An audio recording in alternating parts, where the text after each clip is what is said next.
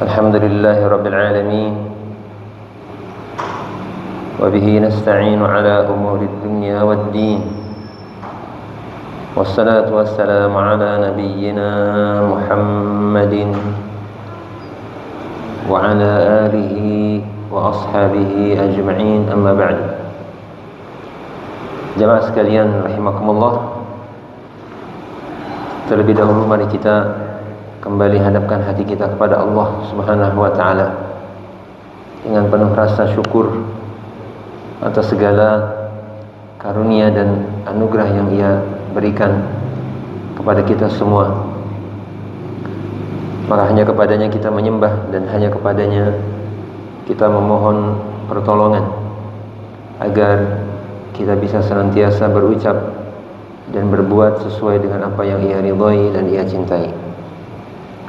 Kemudian salawat dan salam semoga selalu tercurahkan kepada Nabi kita Muhammad sallallahu alaihi wasallam, juga kepada keluarga beliau, para sahabat beliau dan orang-orang yang mengikuti petunjuk beliau dengan baik hingga hari kiamat nanti.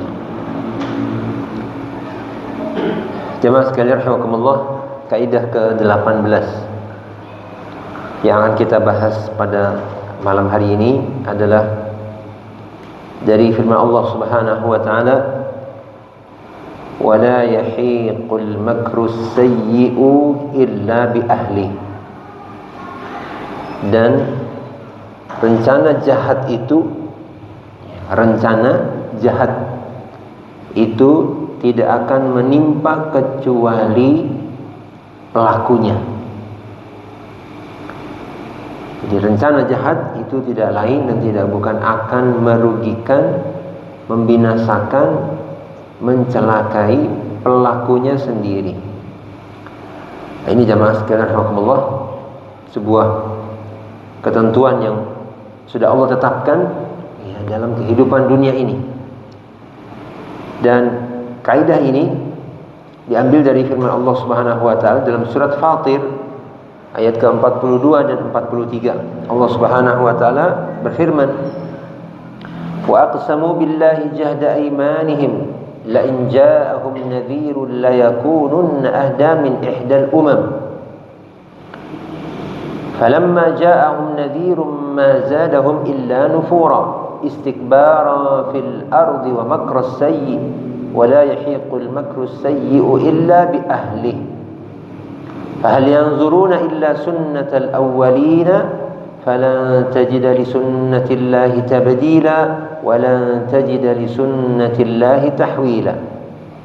Dan mereka bersumpah dengan nama Allah ya, dengan sungguh-sungguh, bersumpah dengan nama Allah secara sungguh-sungguh, seraya mengatakan apa? Benar-benar kalau datang kepada mereka seorang yang memberikan peringatan, ya, maka mereka benar-benar akan menjadi orang-orang yang lebih baik, lebih soleh daripada ya, salah satu dari umat-umat terdahulu, maksudnya dari kalangan orang-orang ahli kitab. Ini diucapkan oleh orang-orang kafir Quraisy. Ya. Jadi mereka bersumpah, kalau saja ada seorang yang memberi peringatan kepada kami, maka kami tentu akan menjadi orang yang lebih baik daripada orang-orang Yahudi dan orang-orang Nasrani. Karena memang sebelum Nabi Muhammad SAW diutus, mereka tidak memiliki seorang Nabi. Allah tidak utus seorang Nabi pun kepada mereka. Jadi Nabi Muhammad SAW adalah Nabi pertama yang muncul di tengah-tengah orang-orang Arab ketika itu. Tapi ya, kemudian Allah Subhanahu wa taala menerangkan kedustaan ucapan mereka ini. Allah Subhanahu wa taala terangkan, maka ketika datang kepada mereka seorang yang memberikan peringatan, tidaklah ya orang yang memberikan peringatan ini menambahkan kepada mereka kecuali mereka semakin melarikan diri, semakin menghindar. Jadi justru datangnya seorang memberi peringatan malah membuat mereka Semakin tidak menerima peringatan dari orang. Artinya peringatan dari Rasulullah sallallahu alaihi wasallam. Jadi yang tadinya berkata kalau datang pemberi peringatan kami akan ikuti, tapi ternyata ketika datang malah mereka menghindar, menjauh. Ya, kenapa? Karena ada kesombongan, istikbaran fil ard, karena mereka memiliki kesombongan ya di muka bumi ini, dan wa makras sayyi, karena mereka merencanakan ya sebuah rencana yang jahat, sebuah rencana yang buruk. Dan tidaklah rencana buruk itu, rencana jahat itu ya menimpa siapapun kecuali pelakunya sendiri. Ya. Maka apakah mereka tidaklah mereka menunggu kecuali apa? Sunnatul awwalin. Jadi yang mereka tunggu hanyalah apa? Sunnah Allah terhadap orang-orang yang terdahulu.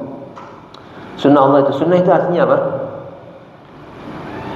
Apa yang biasa dilakukan. Ya, apa yang biasa dilakukan. Jadi Allah Subhanahu wa taala memiliki kebiasaan memperlakukan orang-orang yang durhaka kepadanya dengan apa? Memberikan hukuman, memberikan siksaan. Allah binasakan mereka, dan ini menjadi sebuah kebiasaan sunnah Allah Subhanahu wa taala terhadap orang-orang yang dahulu. Maka yang ditunggu orang-orang kafir Quraisy ini tidak lain tidak bukan adalah apa? Sunnah Allah terhadap orang-orang terdahulu. Yaitu ketika Allah menghancurkan mereka. Jadi ibaratnya mudahnya orang-orang kafir Quraisy ini tidak lain hanya menunggu kehancuran mereka saja. Seperti itu. Falan tajida li sunnatillahi tabdila, maka engkau tidak akan dapati ya sunnah Allah itu akan berganti, dan engkau tidak akan dapati sunnah Allah itu meleset atau menyimpang. Artinya Allah pasti akan memperlakukan orang-orang kafir Quraisy itu persis seperti apa yang dia lakukan kepada orang-orang terdahulu yang durhaka kepadanya. Ini jamaah sekalian rahimakumullah. Jadi ayat ini sungguhnya apa? Memberikan penjelasan bahwa orang-orang kafir Quraisy yang tidak mau beriman kepada Nabi Shallallahu Alaihi Wasallam, ya, kenapa? Karena mereka membuat rencana jahat, ya, membuat rencana jahat untuk Nabi Shallallahu Alaihi Wasallam, ya, dengan kesombongan mereka tidak mau menerima ajaran-ajaran Nabi Shallallahu Alaihi Wasallam, maka apa? Maka dibuat tenang. Rasulullah SAW dibuat tenang oleh Allah Subhanahu Wa Taala bahwa rencana jahat orang-orang kafir itu tidak lain tidak bukan hanya akan menimpa diri mereka sendiri, tidak akan mengenai Nabi SAW. Jadi kita bayangkan jemaah, ibaratnya apa? Satu orang, ya, kemudian melawan apa?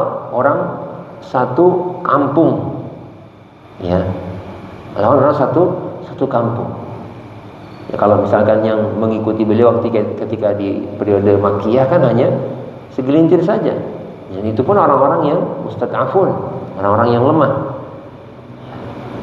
Maka di sini jamaah sekalian Allah membuat hati Rasulnya Shallallahu Alaihi Wasallam tenang dengan apa? Dengan memberikan ketentuan bahwa orang atau rencana jahat itu, ya, tidak lain dan tidak bukan hanya akan menimpa para pelakunya sendiri. Dan itu merupakan apa? Sunnatullah yang tidak akan berganti. Artinya ditegaskan lagi. Ya. Walaupun jamaah sekalian rahimakumullah tentunya, ya, kita tahu periode Makkiyah saja 13 tahun. Ya, 13 tahun. Maka lagi-lagi, ya, tentunya ada hikmah Allah Subhanahu Wa Taala dengan menjadikan apa? Menjadikan tertimpanya kebinasaan bagi orang-orang kafir itu tidak dalam jangka waktu yang dekat, tapi jangka waktu yang cukup panjang melalui perjuangan yang sangat berat sekali. Tapi ini merupakan janji dari Allah, ya, bahwa ketika orang melakukan atau membuat suatu rencana jahat, rencana buruk, ingin menzalimi orang lain, maka sungguhnya dia sedang membuat lubang untuk dirinya sendiri. Ini jemaah. Dan ini berlaku untuk siapa saja. Ya, tidak khusus. Jadi al-ibratu bi umumil lafzi la bi khususis sabab. Jadi ibrah yang kita ambil itu ya tidak terbatas pada apa? Kekhususan sebab turunnya ayat. Nah, ini kan berkenaan dengan Nabi sallallahu alaihi wasallam. Ya. Jadi kita bisa mengambil pelajaran dari apa? Keumuman lafaz yang ada di dalam nas ayat ini. Ya. Jadi rencana jahat itu tidak akan menimpa kecuali pelakunya sendiri. Ini tentunya membuat kita tenang.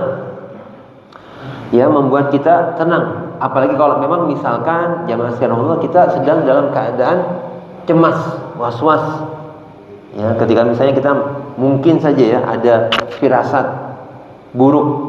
Ya, mungkin ada orang yang ingin mencelakai kita. Ya, atau ingin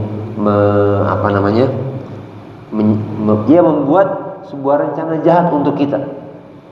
Ya, maka kita harus yakin bahwa rencana jahat itu hanya akan menimpa si pelakunya sendiri. Nah, tentunya jamaah sekalian Allah, yang paling penting untuk kita lakukan adalah apa? Selain meyakini ayat ini, kita juga harus yakin bahwa apa?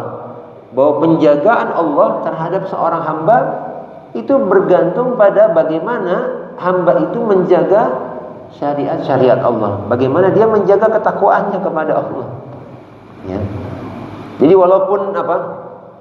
Ada orang misalnya zalim ya, sama kita, kemudian kita ntar zalimnya juga akan menimpa dia, nggak akan kena kita. Hendak ya, hendak mesti.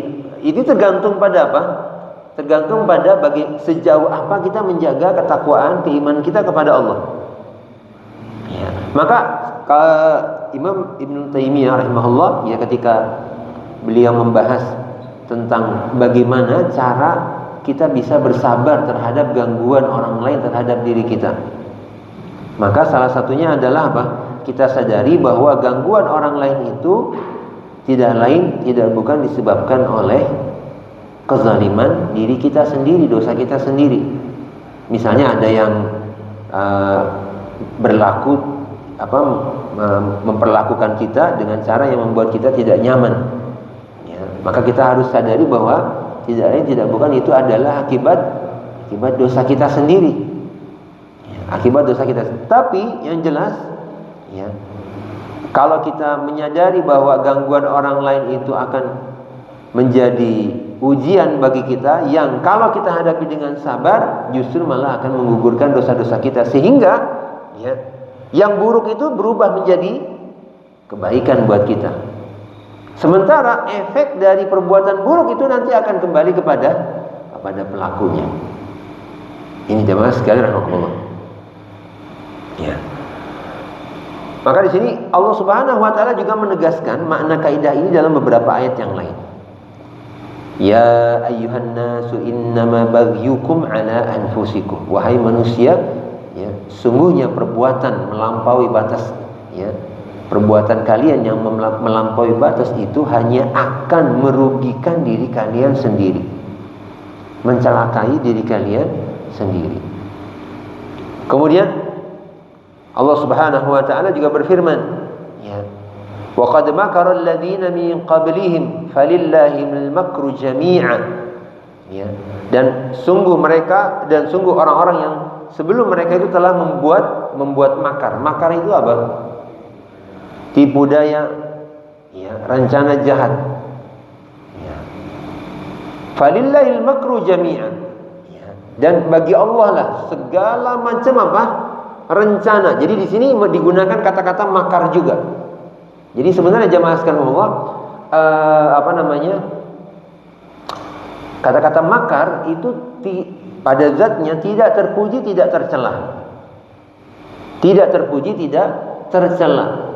Tergantung pada apa? Pada tujuannya. Ketika misalnya kita berperang. Pada saat kita berperang, tentunya pada saat kita berperang secara fisabilillah, ya, maka tentunya di situ ada apa? ada keperluan kita untuk mengalahkan mereka, dan kita menggunakan ya strategi-strategi yang akan merugikan mereka karena memang kita berada di atas hak. Jadi kata-kata rencana jahat, ya, jahat di sini maksudnya secara umum apa? Yang akan merugikan orang lain, yang akan merugikan orang lain. Tapi di situ tergantung apanya? Tujuannya.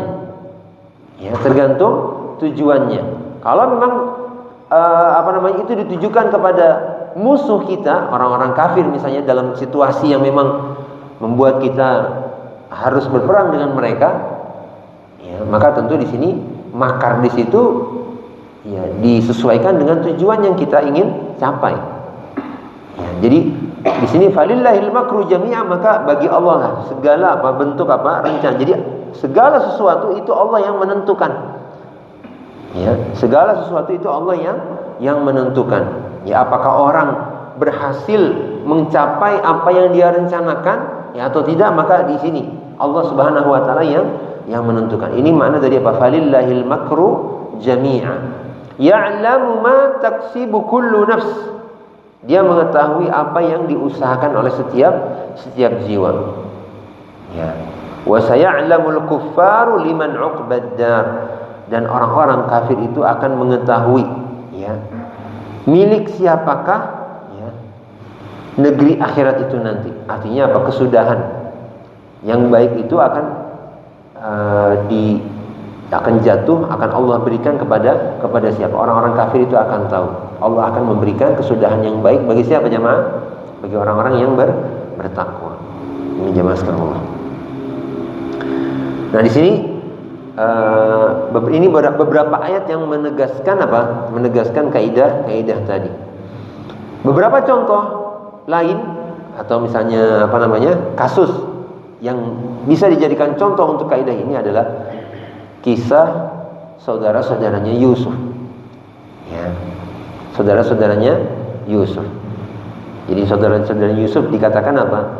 Mereka membuat makar, tipu daya, rencana jahat untuk Yusuf, dijebloskan ke sumur dan seterusnya. Tapi kita lihat bagaimana mereka membuat rencana itu untuk apa?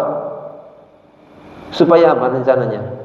Maksud dari mereka menjebloskan Yusuf ke sumur itu untuk apa? Supaya kenapa dijebloskan ke sumur? Supaya perhatian siapa? Yakub ya tertuju kepada mereka. Sudah Yusuf nggak ada, ayahnya bisa perhatian kepada mereka. Tapi ternyata apa hasilnya? Ayahnya sedih, ya toh, justru nggak begitu perhatikan. Tapi nanti di akhir, ya, justru Yusuf yang dibuang itu malah menjadi tokoh yang lebih memiliki kedudukan lebih tinggi daripada saudara-saudaranya. Ini jamaah sekarang, ya. Jadi orang yang membuat sebuah rencana jahat itu akan apa? Akan Allah gagalkan ya rencananya, dan justru akan menimpakan kepadanya kebalikan dari apa yang ia inginkan. Ini jamaah. Allah akan timpakan kepadanya kebalikan dari apa yang dia ingin capai.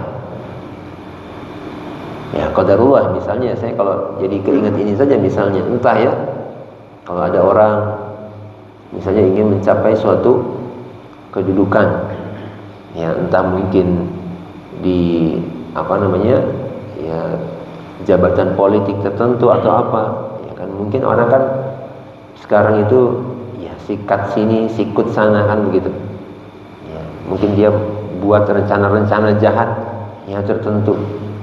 Tapi ternyata kita lihat ya, bahwa Allah Subhanahu wa taala dialah yang Maha menentukan akhir dari dari rencana masing-masing hambanya akan jadi seperti apa. Allah yang akan menentukan, dan Allah sudah tetapkan bahwa rencana jahat itu akan menimpa pelakunya sendiri. Nah, itu. Ini membuat kita ya ketika kita baca berita atau segala macam ya, ini bisa menambah keyakinan kita ya bahwa di balik segala peristiwa kehidupan yang kita lihat ini benar-benar Allah Subhanahu wa taala maha mengatur. Ya, Maha mengatur. Bayangkan kalau misalkan apa? Yang kuat itu betul-betul bisa menekan ya orang-orang yang lemah. Kemudian rencana jahat apapun yang mereka siapkan itu betul-betul ya terpenuhi. Ya, artinya apa? Tidak ada penjagaan Allah Subhanahu wa taala. Misalnya seperti itu. Maka apa? Alam ini sudah sangat apa? Kacau sekali. Ya. Ini menunjukkan apa? Memang ada zat yang Maha mengatur alam semesta ini sehingga kita apa? Bisa hidup nyaman sekarang. Jadi kadang-kadang apa? Fenomena-fenomena kehidupan itu ada yang mungkin kita lalaikan. Kita tidak sadari ya kita yang kita rasakan hanya apa? Ya ketentraman, kenyamanan, ya. Padahal Allah Subhanahu di balik kenyamanan, ketentraman itu Allah Subhanahu wa taala mengatur segala sesuatunya. Ya, boleh jadi misalnya ada orang yang mau mencelakai kita tapi ternyata apa? Justru dicelakai sendiri oleh Allah Subhanahu wa taala dan kita nggak sadar. Seperti itu. Ya. Ini jamaah. Kemudian kisah lainnya adalah kisah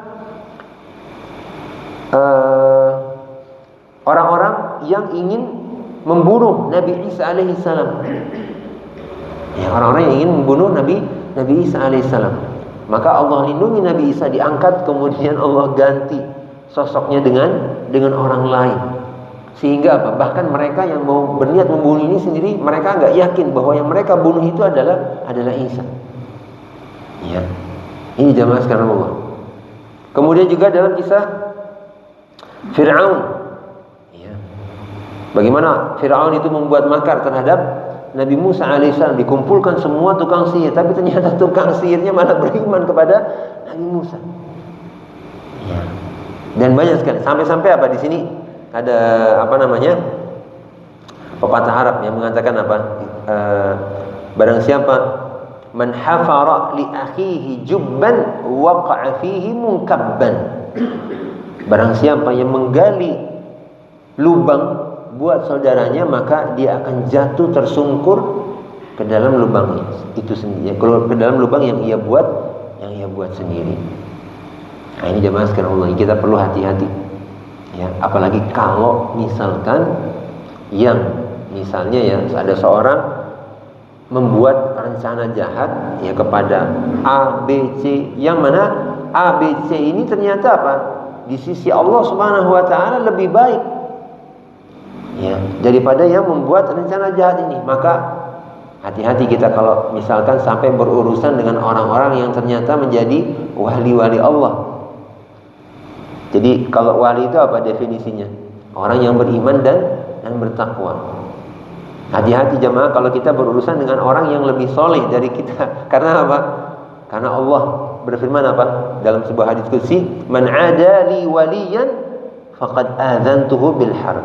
Barang siapa yang memusuhi waliku, ya, memerangi waliku, maka apa? Aku nyatakan perang terhadapnya.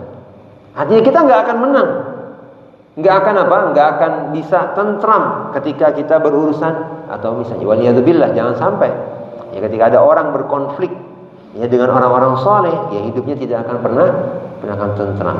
Walaupun jamaah sekalian, walaupun mungkin secara zahir awal-awalnya mungkin dia diberi istidraj oleh Allah Subhanahu wa taala. Ya, seperti misalkan apa? Orang-orang yang memusuhi para ulama terdahulu. Ya, mungkin mereka berhasil ya mendapatkan ya sejenak ya kemenangan sesaat, tapi kemudian ternyata di akhir ya kisah hidup mereka ya banyak yang ternyata apa? Ya mendapatkan kondisi-kondisi buruk, waliyadzubillah. Ini jamaah sekalian Allah. Jadi intinya di sini ada sebuah kisah ya disebutkan oleh pengarang kitab ini. Wa hadzal Imam al-Bukhari sahibus sahih kana katsirun min ashabihi yaquluna lahu inna ba'd an-nas yaqa'u fik. Ya, Imam Al-Bukhari ya, itu sahabat-sahabat beliau itu pernah seringkali mengatakan kepada beliau, "Ya Imam, ya sungguhnya sebagian orang ini ada yang apa? Yaqa'u fik, berbicara yang buruk tentang dirimu." Ya. Imam Bukhari ini ya itulah jamaah banyak. Kalau tidak dengki, iri, ya, maka apa? Mungkin karena apa? Memang tidak suka ya melihat orang-orang yang memiliki kelebihan. Ya, biasanya kan seperti itu. Maka apa jawaban Imam Bukhari rahimahullahu ta'ala? Beliau mengatakan, inna kaidasy syaitani kana dha'ifa. Sungguhnya tipu daya syaitan itu lemah. Ya, tipu daya syaitan itu lemah. Kemudian beliau juga mengatakan apa? Wala yahiqul makru sayyi'u illa bi ahli. Dan rencana jahat itu tidak akan menimpa kecuali apa? Pelakunya sendiri. Ini bikin kita tenang. Nih kita bisa mengambil pelajaran bahwa Imam Bukhari saja beristidlal dengan ayat ini untuk menenangkan hati beliau. Jadi kalau misalnya kita dapat kabar, Pak, ini ada yang begini-begini, ya sudah, kita serahkan kepada Allah. Ya. Dan kita yakin, kita baca ayat ini, wala yahiqul makru sayyi'u illa bi ahli. Hanya saja, ingat jemaah sekalian Allah, kuncinya supaya kita selamat adalah apa? Beriman. Kita jaga keimanan kita dan ketakwaan kita. Kalau tidak kita jaga jamaah, maka apa? Kita patut mencemaskan diri kita sendiri. Patut kita waspadai apa? Diri kita sendiri. Satu kemaksiatan saja kita lakukan, ya, maka hati-hati. Pasti akan ada akibatnya yang Allah siapkan buat kita. Nah, ini jadi jangan sampai kita apa? Ketika melakukan perbuatan dosa dan maksiat kemudian tenang gitu saja. Ini bahaya sedang menunggu kita sebenarnya, sedang mengintai kita bahaya ini. Ya. Kita harus yakin itu. Dan semakin kita takut akan bahaya atau akibat buruk dari dosa yang kita lakukan, maka kita berharap apa? Allah Subhanahu wa taala menjaga kita. Karena apa? Kita tahu setiap dosa pasti apa? Ada apa namanya, tagihannya, bahasanya begitu. Ya, ada tagihannya, ada akibat buruknya.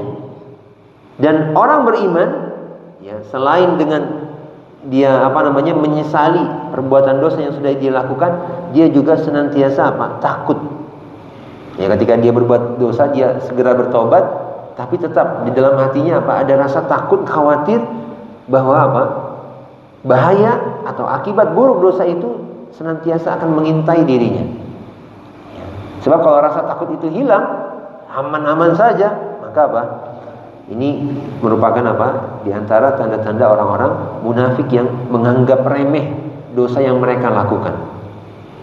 Ya, maka jamaah sekalian Allah, dan kita tahu ya, berkenaan dengan hal ini, ya, ketika Umar bin Khattab melepaskan ya sekelompok pasukan kaum muslimin, ya, untuk melawan orang-orang Romawi. Ya, saya lupa ininya ya. Tapi beliau Umar bin Khattab radhiyallahu anhu memberikan wasiat bahwasanya apa? Sungguhnya kalian ini ditolong oleh Allah bukan dengan apa? Jumlah kalian. Tapi dengan apa? Dengan dosa maksiat musuh-musuh kalian. Gitu. Jadi karena musuh kalian itu banyak melakukan dosa dan maksiat, maka Allah tolong kalian, memberikan pertolongan, kemenangan kepada. Tapi kalau kalian juga berbuat dosa dan maksiat, sudah, ya, habis. Makanya apa namanya ini jemaah, kita melihat kadang-kadang ya kesuksesan ya orang itu hanya dilihat dari apa? Seberapa keras dia apa? Berusaha, seberapa matang strategi yang dia buat, ya. Tanpa menyadari bahwa apa? Kesuksesan itu juga harus dengan apa? Meningkatkan keimanan dan ketakwaan kepada Allah Subhanahu wa taala. Ya, menghindari perbuatan-perbuatan dosa dan maksiat. Karena apa? Yang namanya kendala, hambatan, ya, pasti karena apa? Dosa-dosa kita sendiri. Ya, ini jemaah. Baik, mungkin sampai sini ada yang ingin ditanyakan? Silakan kalau ada yang mau ditanyakan. Nggih. Tadi Ustaz bilang bahwa orang melakukan kemaksiatan kemudian tenang-tenang saja. Saya pikir tenang-tenang saja itu adalah sebuah musibah. Betul. Ketika seorang melakukan dosa kemudian dia tenang, merasa aman, tidak akan terjadi apa-apa pada dirinya, maka ini adalah salah satu bentuk, sebenarnya salah satu bentuk hukuman Allah kepada hamba itu. Hukuman Allah Subhanahu wa taala kepada hamba itu. Kenapa itu jadi sebuah hukuman? Karena itu berarti apa? Tanda buruk dia akan apa? Semakin jauh. Ya. Semakin jauh dan semakin jauh. Jadi yang namanya hukuman, jamaah sekalian Allah, kita pahamnya apa? Hukuman itu biasanya kita pahami sebagai sesuatu yang membuat tidak nyaman, menyakitkan. Ya. Padahal apa? Hilangnya rasa penyesalan, ya. Semakin kuatnya perasaan aman, ya. Bahkan semakin hilangnya rasa malu. Ini merupakan salah satu bentuk hukuman dari Allah Subhanahu wa taala. Ya, jadi hendaknya kita berhati-hati ya dari hal-hal yang seperti ini. Gitu. Baik, mungkin ada lagi yang lain yang ingin ditanyakan?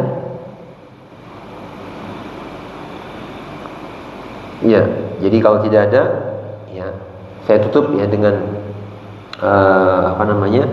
di sini firman Allah Subhanahu wa taala, salah satu bentuk aplikasi atau perwujudan dari kaidah yang kita pelajari ini ya berkenaan dengan orang-orang yang mencari keuntungan lebih besar dengan mempraktekkan riba. Ya, mempraktekkan riba. Orang kan menerapkan riba supaya untungnya besar, ya kan begitu. Tapi apa yang Allah firmankan, yamhaqullahu riba wa yurbi as-sadaqat. Ya. Allah akan gerus kurangi ya riba itu, harta yang dihasilkan dari riba itu. Kurangi apanya? Keberkahannya. Jadi secara nominal mungkin dia tambah banyak. Ya, tapi secara keberkahan sungguhnya harta yang dapat dari hasil riba itu semakin tergerus keberkahannya. Yang tergerus keberkahannya. Maka orang-orang yang mempraktikkan riba ini ya jamaah sekalian mungkin bisa melihatlah secara nyata bagaimana kehidupan. Walaupun mungkin secara zahir ya kalau mungkin yang kita lihat ya, saya pribadi melihat mungkin ada orang-orang tertentu yang saya lihat atau saya tahu dia mempraktikkan riba ini ya secara zahir mungkin mentereng besar rumahnya ya, tapi saya yakin ya keberkahannya dalam hidupnya itu tidak ada ya, rasa ketentraman, rasa ketenangan ya. Kalau memang mungkin sekarang belum kelihatan, tapi nanti suatu saat ya Allah akan perlihatkan akibat buruk dari perbuatan dosanya itu di hadapan orang banyak. Waliyadzubillah. Maka jemaah sekalian Allah ya, hanya kepada Allah kita memohon pertolongan agar kita dihindarkan dari segala keburukan ya, yang tentunya fitnah dan godaannya itu juga senantiasa ya hadir di hadapan kita.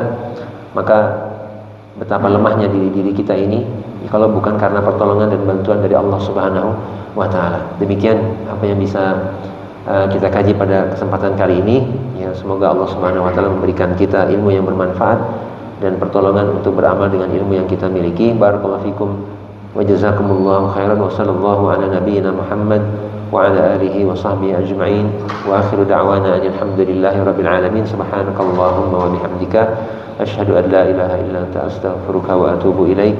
Wassalamu alaikum warahmatullahi wabarakatuh.